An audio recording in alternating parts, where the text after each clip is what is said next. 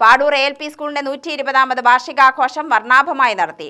വിദ്യാർത്ഥികളുടെ കലാപരിപാടികൾ ആഘോഷത്തിന് മാറ്റുകൂട്ടി.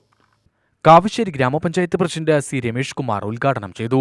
പാലക്കാട് ജില്ലയിലെ ഏതാനും സ്കൂളിൽ തലയെടുപ്പുള്ളൊരു സ്കൂളാണ് പാടൂർ സ്കൂൾ. അതേപോലെ തന്നെ എല്ലാ കാര്യങ്ങളും ചെയ്യുന്നതിൽ ഞാൻ 5 കൊല്ലമായിട്ട് പഞ്ചായത്ത് പ്രസിഡന്റായി വന്ന ശേഷം ഏത് മേഖലകൾ എടുത്ത് വിളിച്ചു പറഞ്ഞാലും വളരെ കൃത്യതയോടുകൂടി ചെയ്യുന്നതും, അതേപോലെ തന്നെ ഹരിത വിദ്യാലയമായിട്ട് A+ കിട്ടിയ സ്കൂളാണ്. അതേപോലെ തന്നെ കുട്ടികളുടെ ഹരിതസഭയിലും 1ാം സ്ഥാനമാണ്.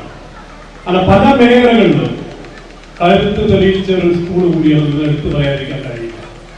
വിദ്യാഭ്യാസ മേഖല എന്ന് പറഞ്ഞാൽ ശരിക്കും അധ്യാപകർ എന്ന് പറഞ്ഞാൽ തന്നെ ആയിരിക്കണമെന്നാണ് ഞാൻ എല്ലാ സ്കൂളുകളും പറയുന്നത്.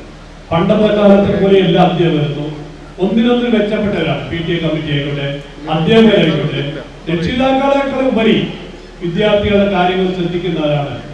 ജനാധിപത്യ വിശ്വാസികളായാലും ശരി, മെമ്പർമാരായാലും ശരി, PTA കമ്മിറ്റി ആയാലും ശരി, ടീച്ചർമാരായാലും ശരി, കൂട്ടത്തോടു കൂടി തരോടി കാര്യങ്ങൾ പറഞ്ഞ് മുന്നോട്ട് കൊണ്ടുപോകുന്ന ഒരു പരിപാടി.